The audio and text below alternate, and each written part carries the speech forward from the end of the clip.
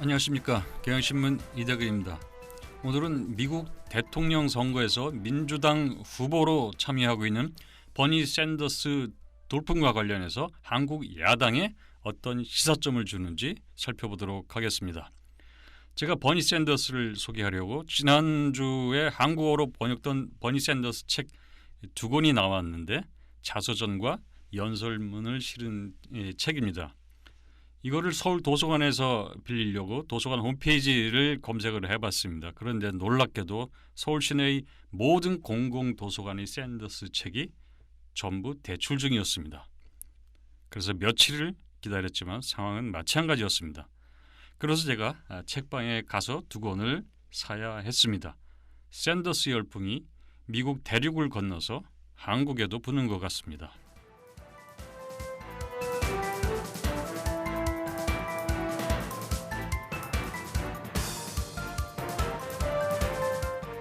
버니 샌더스는 시카고 대학에 다닐 때 학교 수업에 별 흥미를 느끼지 못했습니다. 그래서 세계 최고 도서관 중에 하나인 이 시카고 대학 도서관 지하 서고에 파묻혀서 닥치는 대로 책을 읽었다고 합니다. 샌더스가 주로 읽은 책은 토마스 제퍼슨, 링컨, 미국 노동운동 지도자이자 진보 정치인이 유진 뎁스, 칼 마르크스, 트로츠키, 프로이트 이런 사람들의 책이었습니다. 샌더스는 대학 때 청년 사회주의 동맹, 인종평등위원회 이런 활동을 했습니다. 대학을 나와서는 반전 운동을 했습니다. 한마디로 샌더스는 운동권 출신입니다. 바로 그 때문에 1981년 샌더스가 벌링턴 시장에 당선됐을 때 벌링턴 인민공화국이 탄생했다 이런 이야기가 나올 정도로 떠들썩했습니다. 한동안 벌링턴 인민공화국이라고 쓴 티셔츠가 다양한 문양으로 한때 나돈 적도 있습니다. 트로츠키주의자 벌링턴에 입성하다 이런 소리도 나왔습니다. 그래도 샌더스는 아랑곳하지 않고 그때나 지금이나 사회주의자를 자처합니다. 사회주의자로 선고하고 사회주의자로 공직을 수행하는 겁니다. 한국은 어떨까요? 한국 정치에서 누굴 운동권이라고 부르는 건 이제 혐오 표현처럼 됐습니다. 그래서 야당 정치인은 웬만하면 샌더스처럼 운동권 경력을 내세우지 않습니다. 흑백 논리, 배타성, 과격성은 물론 싸가지 없는 태도도 운동권 문화라고 간주하고 있습니다. 그래서 야당은 운동권 낙인을 벗어나야 했고 그래서 간혹 터져나오는 막말 때문에 가려지긴 했지만 비교적 온건하게 행동하고 정권과도 타협적으로 나갔습니다. 그런데 그 대가로 야당에 돌아온 것은 운동권 탈피했다. 이런 거에 대한 격려와 평가, 지지가 아니라 박근혜 정권 폭주를 제어하지 못한 무능한 정당이다. 이렇게 새로운 낙인이 찍히는 겁니다. 야당은 탈운동권도 못하고 야당답지도 못한 정당이라는 이중의 비난에 직면하게 된 것입니다.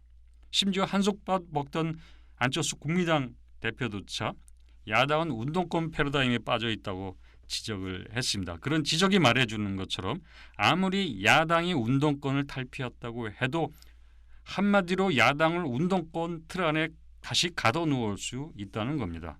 그만큼 야당이 취약하다는 뜻이고 야당이 자기 정체성을 스스로 확고히 정착시키지 못했다는 뜻입니다. 아직도 남들의 입방아에 의해서 쉽게 규정당하는 야당, 이게 지금 한국 야당의 현주소입니다. 구호는 외치되 실천하지 않고 주장은 하되 이룬 것이 없다면 당연히 구호와 주장만 눈에 띌 수밖에 없습니다. 이건 한마디로 동지는 간데 없고 깃발만 나부끼는 상황입니다. 자, 이런 상황에선 당연히 깃발만 보이게 됩니다. 야당이 서민의 삶을 개선시키는 일을 한 게 있다면 서민들에겐 그 성과가 가장 눈에 크게 띌 겁니다. 깃발만 나부끼는 것으로 보이지는 않을 겁니다. 샌더스는 어떻게 했을까요? 샌더스는 자기의 사회주의 정체성을 한 번도 포기하지 않았고 감춘 적도 없습니다. 그런데도 미국 시민은 샌더스에게서 사회주의를 보지 않습니다.